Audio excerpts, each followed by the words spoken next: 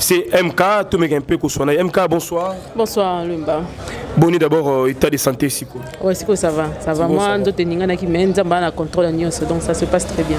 J'allais dire que tu prié, nous allons pasteur, tu démarrer la mission. Bonne évolution, Moussala et puis Maramoussous. Vous allez les Kakito, Makasi, quand tu es pour 2023, à 200 ans, quand tu es au Kanaki, avec une surprise à Makasi, tu sais, pour février 2023, pour la Bissonion, tout ça, il on a base, donc, Maramoussa bien. Voilà, tout va bien, nous sommes le 1er février, merci à la réalisation. Je crois que ça fait plaisir. Alors, entre nous, il y a un maniqué de John. Au Saliba, émission, il Saliba Impact et Belé, lorsque Asalaki clash contre Cindy Le Coeur.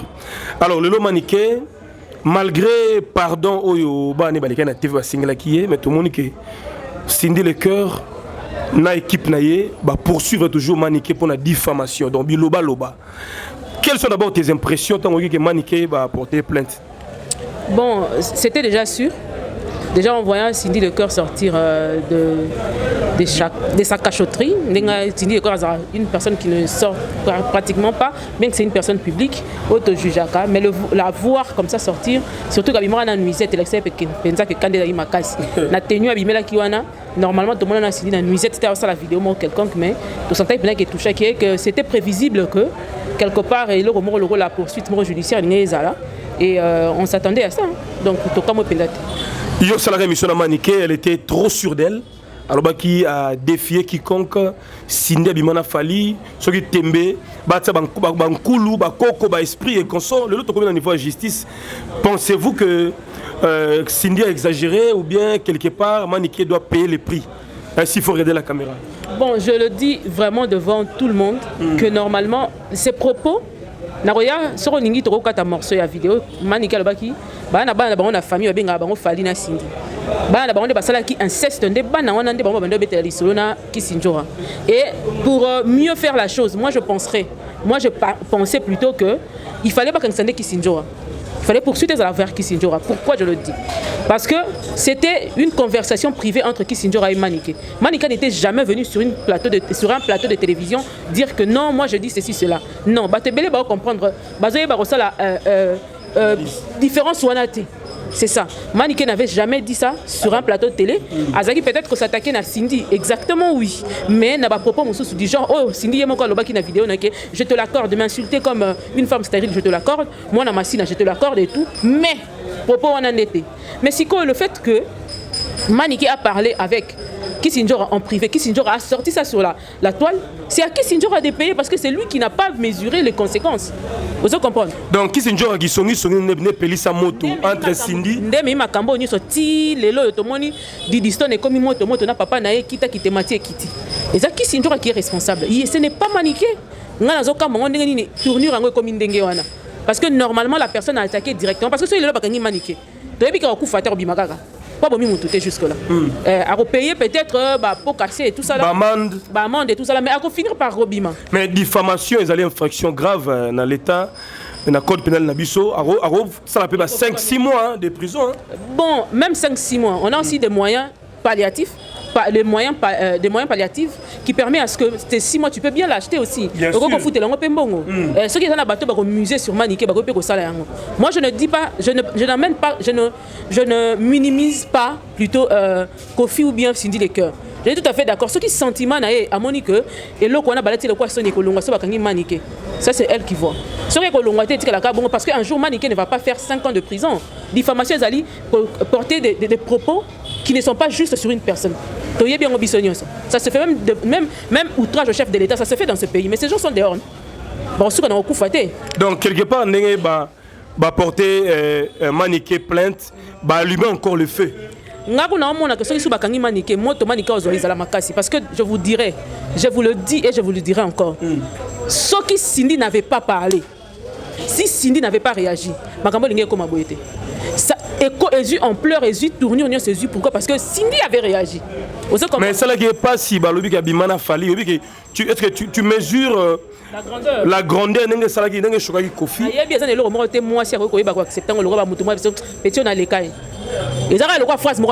Vous comprenez? Je suis me mets carrément à la place de Cindy Lokola Moisi, mais je me mets aussi à la place de Maniké Lokola Moisi. Maman paye à bana lisusu rotika bango libanda ba ana bazawana bana no mikie na misusu. Alors ceux qui pardonnent déjà Sengamaki, je crois que Cindy doit trouver la place pour punir pardonner Maniké pour que les candidats pour parce que nous avons empiré la situation.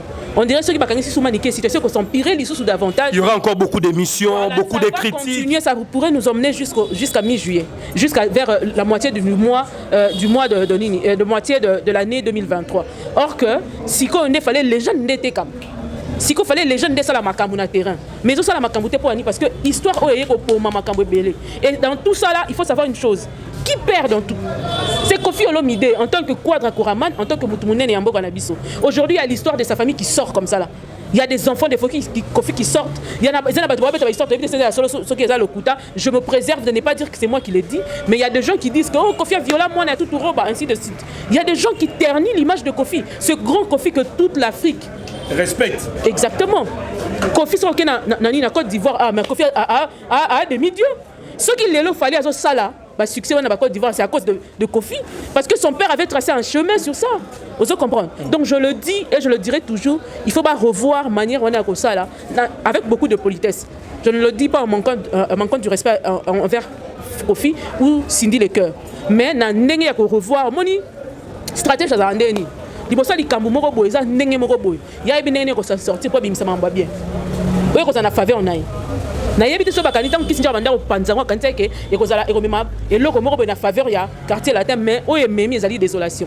Voilà, ememi désolation, c'est votre mot, mais j'ai suivi une fois Kisinjo alobi que en fait elle était fatiguée. Maniké à chaque fois le bakara njora yona Kofi ndebo mababia. Njora c'est toi et Kofi mababia alors tant on peut continuer à dossier Cindy Lecoeur ne peut qui njora kanda et a partager mon famille Kisinjora. La famille à Cindy. Audio après comme une toile jusqu'à ce jour. Alors sortie médiatique il y a Cindy Azaki clair ben non Maniké je vais te poursuivre jusqu'à la fin. Donc c'était pardon? Je serai ton ombre. Je serai ton ombre. Donc vous allez lilingi ya Maniké partout jusqu'au bout. C'est ça que maintenant Cindy a réalisé parce que j'étais avec John Ngefa, les prophètes. Il m'a confirmé qu'à mon avis déjà plein tout. On a Cindy, plutôt il y a Cindy, à l'égard il y a Maniké. À mon avis depuis dimanche nanda qu'on n'a pas Kofi. Donc ils ont sous secrétaire. Alors yo pensez ni. Maniké s'est présenté, vous savez qu'il y a Kimina Braza, yo zana Maniké, nenga mina ravine est-ce que soit le Maniké na prison et vous allez pour son bonheur ou bien de d'abord, tu vas dans la place au bandit que non, qui s'injure à l'embaki. Vous assure que n'a pas la mine de soigner pour l'embi au bimse. Celui qui s'injure à l'embaki, qui s'injure à n'engagner n'aille au bimisa, bah propos ya moi n'anaye moko prince. Pas prince pas l'embaki. Non, qui s'injure à savait ce qu'elle était en train de faire. De sur quoi? Surtout, toi les calicolo et Nyonso, qui nous a amené Maniké sur internet. C'est qui Sinjora? Alors, elle savait bien comment Maniké fonctionnait. D'ailleurs, on a vu Maniké pour les qui Sinjora. Moi, je connais Maniké après. Mais cela ne veut pas dire que on a vivre Maniké, tout ça. Mais c'est une grande sœur que je connais. Oyo, Ayoka Anga PR Moko. Mais il y a que Maniké, c'est Azad gérable. Le sera disjoncté pour gérer. Ça, c'est sûr. Elle est difficile à gérer. Oui, à Ndenge Azala Bongo. Est-ce qu'elle croit à une chose? Sera un million, à to boy, à to lingi, à Nindarango. Sera la conviction que ça bongo, ça bongo. Et la personne qui avait emmené Maniké na internet, na média, Ezali Kisinjora, qui est responsable de tout ce que Maniké fait sur Nini. Parce que y a des gens qui savent na babé, ABA, au balobara français. Les ABA, il y a internet. Il y a des gens qui savent qu'il faut toucher moto, faut toucher moto, faut tindika moto. Le responsable, le fabricateur ou le fabricant numéro 00 de Maniké, c'est Kisinjora, c'est pas nous. Donc il y a pas qui n'a parquet qui nous répond. Elle n'avait pas à nous dire qu'elle était fatiguée de Maniké parce que c'est elle qui a formé, qui a mené Maniké. Maniké était na Katia Kolangwa, qui l'a sorti de là pour l'emmener ici, pour lui donner un autre travail. Une chance. Ce qui a bien un bon, mais chance, on a pensé qu'on a un dingamabe. Yébaka que Mounia ou Ozobo, qu'on a un dingamabe qui va pas voisin, alors il va enda kunabino. Alors, par rapport à cela, vous voulez dire que Maniké peut plutôt qui se fait qui nous répondre à la justice? Normalement, parce que c'est elle qui a sorti. Parce qu'à la fin, Bazobo Sana, que Tabakanga Maniké, à la fin, on va demander, Bakendara Tibata la source. Là, c'est là que Bimeli. Est-ce que Maniké avait l'intention de mettre ça sur la place publique? Non. Qui a eu l'intention de mettre ça sur la place publique? Alors, qui est responsable de ça? Nakoko yoko finga mutu, tant que na bombi yango pa na ngai, yotika na ngamoko. Nakoko za nga audio na fingi lwemba imbécile na yo ndongo za na boye. D'ailleurs na linga kaote na bombi yango pa na ngai jusque là. Pour mutu aye bango fo ngala tango na place publique. Tant que c'est pas moi qui est enregistré et qui est mis à la place publique. À quoi ça me concerne? Les alors moni sextape ya mutu yo zongo publié. Voilà. Bon canapé yo. Ba yeba raté que ça la rappel condamnable na loi. Oui. Vous comprenez? La personne parce que ezali na batu o bazali ba information bazali ba yebi ko étudier jusqu'à tomber sur la source numéro 1. Oye bandaki konini. Surtout que ezali to la recherche mais na bonnet to za qui sinjor l'avoue partout que yem ta sala kiango. Voilà. Et alors nous on fait quoi? Moi, je ne vois pas pourquoi ils s'attardent toujours sur Maniké. Si Maniké l'a dit à Kissinjora, c'était un secret entre eux. Pour la ligne à l'objet, on habité. Qu'est-ce qui s'est passé pour qu'elle ait habité? Mais si Kissinjora ne devrait pas se fatiguer pour venir nous dire qu'elle était fatiguée de Maniké, alors il fallait bimisser. Non, il fallait peser. Si Kissinjora respectait Cindy Lecker et son patron, Kofi Olomide, elle ne devait jamais sortir un truc pareil. Au moins, il n'y a pas de chose. Son gars, il ne respectera pas Lingarayo. Ma benayo, babi muto balingarayo, ça va bien, ça va tout. Voilà. Simple. Voilà, c'est simple, c'est bien dit MK. Alors, pardon, Jonathan Kadima, fils aîné Manikia Sengagi Cindy, étant que femme, étant que maman, elle ne tient pas compte de cela. Elle va porter Maniké plainte, elle n'a pas de moyens, elle est faible. Azali veuve, tout ça. Batubazolo, Moussoubabino Maniké a poussa, Kofinga, elle est impolie, elle est têtue. Alors, bon, Maniké, elle a dit tout ça sous les effets. Elle peut être pardonnée aussi? Ça, il faut poser plutôt la question aux juristes parce que sur un état second, tes propos tenir compte parce que tu es dans un état second. Quand tu es dans un état second, tes propos ne sont pas considérés. Pourquoi? Parce que normalement, on suppose que ce que tu es en train de faire, tu es sous l'effet de quelque chose. Vous comprenez? Et là, comme Meliwana, c'est pas elle la responsable de ce qu'elle dit. Pourquoi? Parce que vous comprenez? Et Jonathan Kadima que je salue. En tant que moi, je ne sais jamais maman la place à passe. Alors, tu as ça la mapete.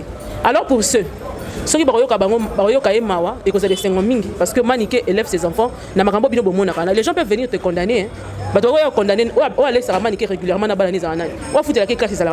mais par rapport à Moussala Salaka, la population a consommé bêtises. Il y a Manika continue à consommer pour y vivre. Parce que ce qui est émission, apprenons à écrire la langue française. Tom Kangwata, lobby. Tout ça, la émission, apprenons à écrire la langue française. L'emploi de tout na S, tout na T, tout na boy. Au moment où on a été intéressé. Mais si on a vendu à Nabani Finga, il y a un plein en salle. Voilà, Ezali, je dirais même bêtise, il y a communauté congolaise. Et puis ça fait très mal. Je crois que ça a été bien dit. Alors, il y a souhaité, si Maniké, na Cindy, Bakutana, arranger à l'amiable. Est-ce que Cindy a retiré plainte ou ngana ko senga na Cindy Lecker talaka yo honorable honorable ako ke ne ko so na petit peuple té tabo bengo de honorable sans qu'on honore quelque part ako ke ne ko so na petit peuple té parce que yebi consciemment na mayele pe makanisi na onyo so que ngezana mani ke no bo ko samba té c'est clair et juste na ko senga penana Cindy Lecker en tant que maman en tant que moi si en tant que consciente yebi que makambo eza bongo eza difficile pour Maniké d'aller en justice avec elle amekamo ko chama ina vinyo na ye ameka ko limbisa ye vraiment na sengeli Maniké lisusu pardon. Ce qui a l'ongoli plainte, je suis sûr que Manika va venir le voir pour lui demander pardon. Wane est clair.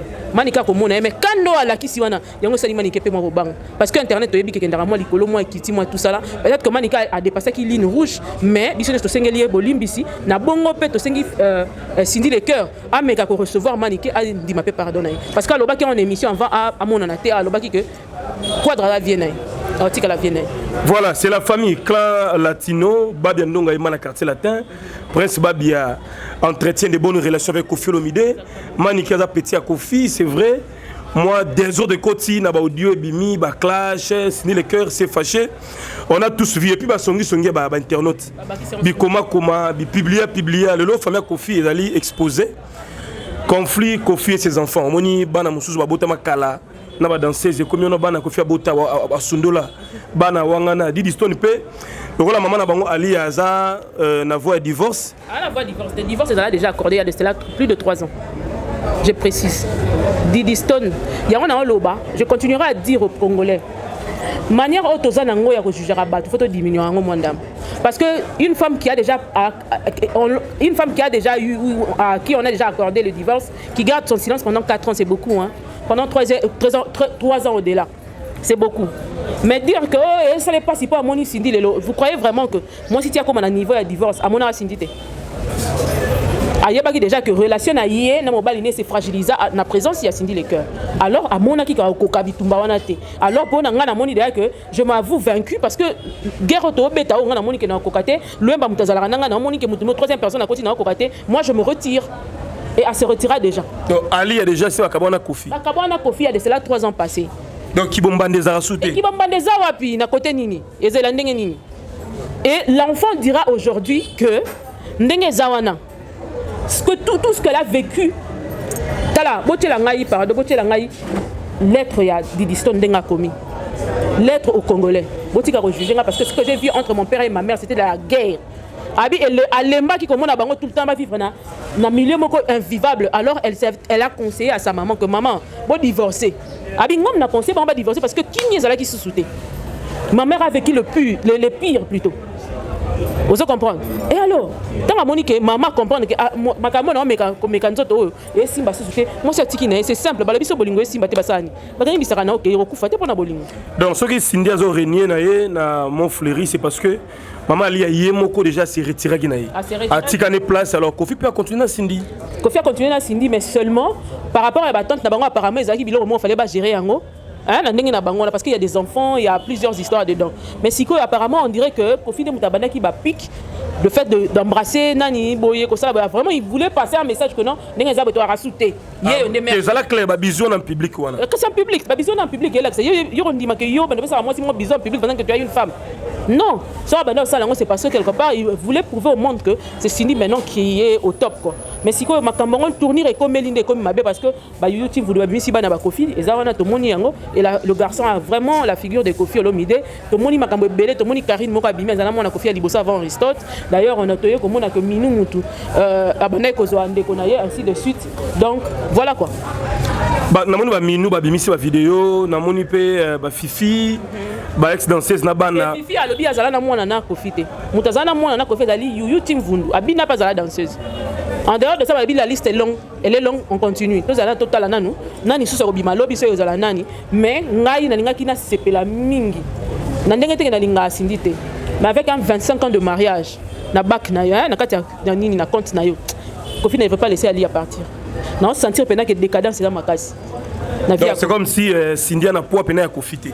Cindy quand la mobali na moi si bazala d'abord na relation. Mais na relation na grandeur mo memela ra moto. Na dimension.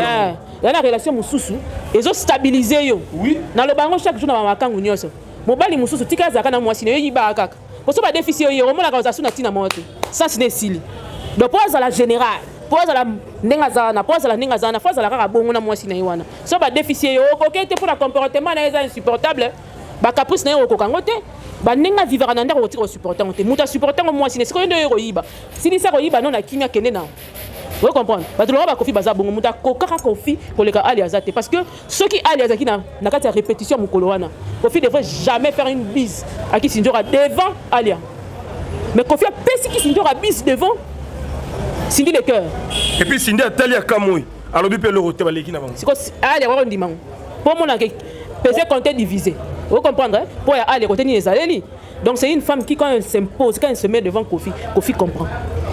Kofi comprend, ça c'est très bien dit. Donc si je revois un peu l'image, Nabaré peut comment Kofi là-bas tout sola, légèreté côté.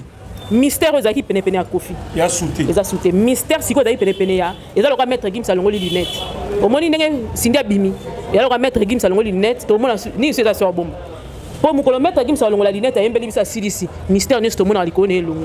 C'est comme lunette on a qu'à Bima. Le reste qui n'a pas na satana qui t'a na mon client quand a succès. OK rien.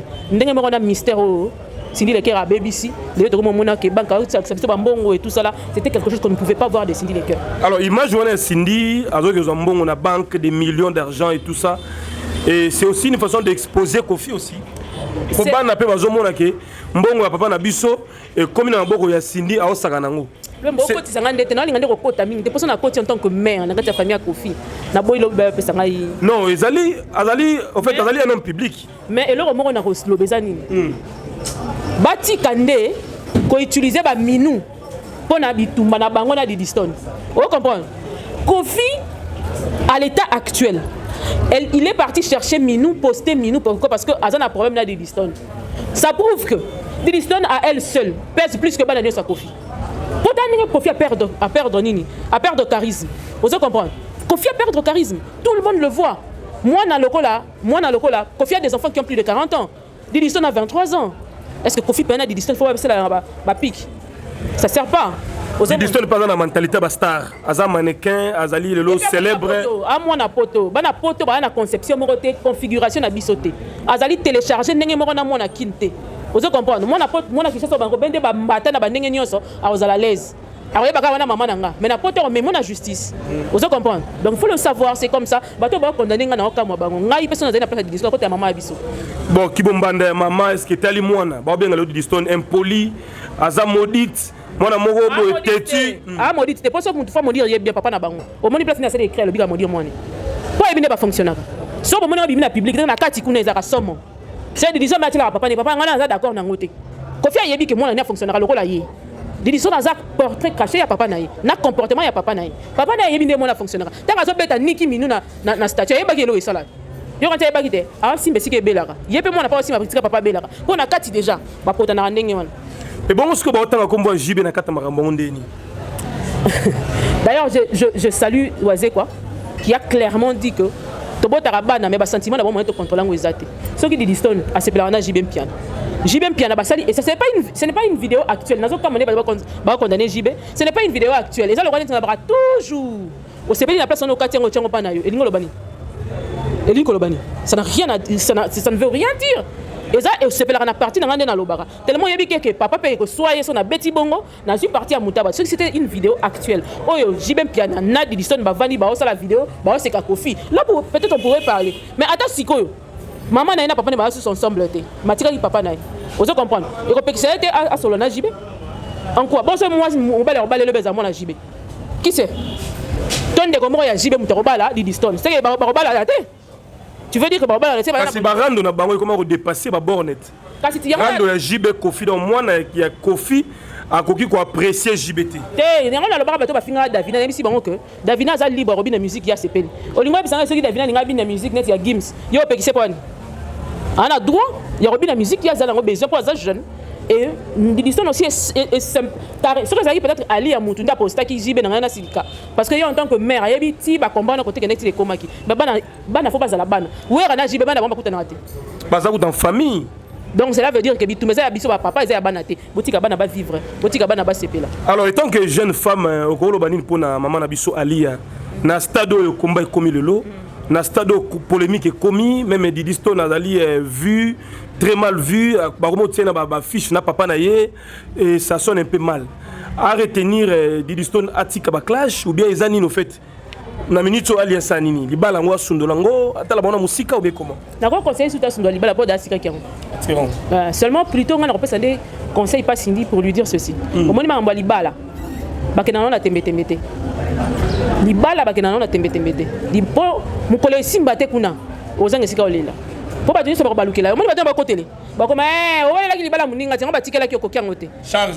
Bolingo bakena nango na pete nyoso. Tika yango mo eganga nango. Tika kutu il faut ngana préférer kutu ya tika ne. Kofi na yemba ye ya kumisaka ye. Po mukolo ko changer ba tu na nde Kofi. Mais ce qui est à se considérer jusqu'à aujourd'hui, aller à l'Okola Mbandanae, ça ne serait pas une bonne chose. Et aussi, ceux qui réellement, à sa maman rassembleur, et quand on s'en va dans Nyonso, n'engagez le minou, baso utiliser le quoi tremplin, n'a qu'à bitumba. Ah, banana, nous m'ont pas qu'à négocier dans la banque, on a zon que bimsa Aristote, babi en prison. Maman a bien zala, bon, on a son aîné libala, sur la couti moi na mo bakanga, surtout on a possibilité au bimisa, tu reluka solution pour bimisa, pour papa n'a funda maka, ba solution bimaka. Yango ba kitai. Donc moi on n'a pas Aristote, on a depuis kanga mawana. C'est une possibilité de bimisa zali, c'est que maman rassembleur aye, à 5 sabana, ne sommes de luka pena ba, ne sommes à 40, 5 sabango, tout le monde a bien fait finalement fleurir tout que filmer maman à 5 sibana. Mais si c'est pas le cas, le reste ça ne nous sert pas. Donc tu ne veux pas voir Cindy na ba guerre na ba na Kofi. Cindy une polémique na Didiston, net bambanda, ils a propreté. Eh, aye ba que Didiston pas à moi na Kofi, le kola minou azali ngé le ba commissaire camarade. Hein? Donc sur la ligne à bien à Kofi. Il faut pas à la paix à bien na Didiston. Donc à diviser à diviser mon côté. Peu importe ce qui se passe actuellement. Il faut chez Sarah mobile ninassé, à chez Sarah mobile ninassé. À l'y a peine un gamoune à mes coachs Sarah c'est bien que bana poto na 23 de responsable à acte na mamna nyonso. Mais est-ce que le bagi ben début c'est très important parce que Cindy a ko charge wana ko gérer bana Kofi à mikolo na ba jeune mabota mina poto l'expérience aussi être mère être maman ba yeko la ngo pété maman. Té ko katé Cindy a beta musique. Cindy faut beta musique. Maman na ko kangote. Kangote bon, chance pour naie parce que on peut d'abord coli bon zananda kuna été. C'est déjà quelque chose de bon pour elle. Et ça qui pour naie. Bana bon zananda kuna jamais. Baroyaka mais Brozalaka en permanence na bangote. C'est ce qui lui donne quand même une chance et tout ça là. Par rapport à maman Alia, na moni était place ni à sali qui bombanda pena nani. C'est plutôt sa fille qui réagit à la place de sa maman, mais en tant qu'une mère na qui mukolo za nango wana na yebi que c'est une personne qui ne na kama qui bombanda na moni était pas à vivre ngo à vivre qui bombanda ba ndenge nyonso. So ko meko vérifier au mona ke mona mususu ya kofi mo bimi ke ina olomide. Abotami na période ya ba na période na bango. Donc cela veut dire que Alia Zara Nandaku, ceux qui passent 25 ans et que la fille a 18 ans, c'est qu'à la période d'Alia. Ceux qui passent 25 ans et que Yuyu Tim Vundu a beau Timon à 18 ans, c'était pendant la période d'Alia. C'est qu'à vivre qui bombardent et qu'à l'obate, tout le monde est place pour sa discours contre Kofi. Voilà, merci beaucoup MK, merci à tous nos abonnés, merci en tout cas à tous ces gens qui nous soutiennent, qui nous suivent en tout cas régulièrement. Bon, c'est Chicha Chimbu na Turquie, Maman Sarah Lina Wembi aux États-Unis. Je vois également, il y a Luzombala de Madrid, les célèbres Dien Zundu na Washington, Mimi Ndoume en Allemagne, Mimi Abandoume, en tout cas, soyez bénis. Je pense également à tous les hommes de Dieu, Bishop Edina Ngama, ainsi que Maman Maggie Ngama depuis Caroline du Nord. Vous avez tellement ébélé Australie, Switzerland, le conseiller Papa Philippe Kabouy Kona Fribourg. Alors, on retient que conflit Zali, polémique Zali, ça tire dans tous les sens. Le long internet, il y a Congo comme le rôle tribunal. Bah, polémique, bah, famille, bah, vie privée, ils ont exposé. Mais quand même pour la légende, le roi Kofi, et ça la propreté. C'est un vieux qui a beaucoup d'enfants, qui a fait beaucoup de musiciens, qui a créé même son monde. Ça confie le respect que tout solo lit par rapport à Maramo Zolé sur internet. Et donc nous sommes arrivés pratiquement à la fin. MK peut-être un numéro contact. Nous sommes sur Équilibre Télévision et puis chaîne comme nous.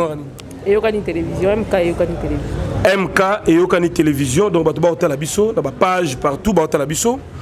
Passe ça juste un numéro à contact et puis peut-être un mot à clôture et puis bah remerciement bah tout bah cher pour nous.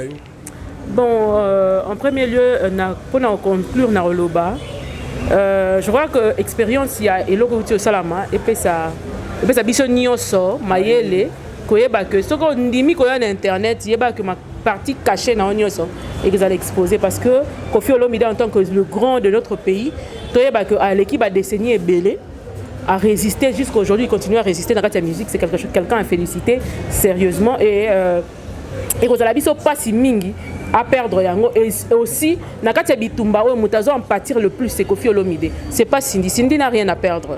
Koffi ndemutana ne belé à ko perdre nakati ya combat o na ba clash sur les salama oyo ezo panza pe baby sande famille à Koffi alors à Koffi de savoir que ameka ko gérer yango na ndenge moko sinon ça serait pas intéressant. Papa Koffi on t'aime bien tolinga musique non makasi tozana kati ya ba tozana ba CD tozana kati ya ba flash ya ba nzembo na avant to bota mitili tozali tozo kende ba 40 ans oyo toyebi kaka tokuta maman na biso babina Koffi tozana bango tozana Koffi biso lisusu to bina suna Koffi to kende pena tika so ndenge ni me Koffi azakaka to boti pe bana bana ngo pe ba beta be disola Koffi pe donc comprenez que ba décennie belele qui donc merci à tout le monde, merci à toi d'abord de m'avoir invité.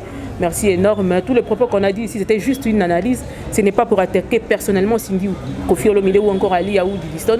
Pas du tout. C'est juste une analyse simple. Il y a un autre moi, merci à ma caméraman. Ma caméra. Mon numéro c'est le plus 243 81 56 90 152. C'est ça mon numéro. Et Léon a fait la reine de Lille. On a fait Simboté. Na Meloman House. C'est ce qu'on a fait. La Takaso Lingo la Takitoko. Na India 55 olekani wana okuta nyonso kitoko pe ya bien zolingo za la relax zolingo za la classé zolingo za la propre nyonso za la kuna dombo kala mingi te bomona na obete bino mwa to kuna on se revoit prochainement bye bye. Voilà bye bye.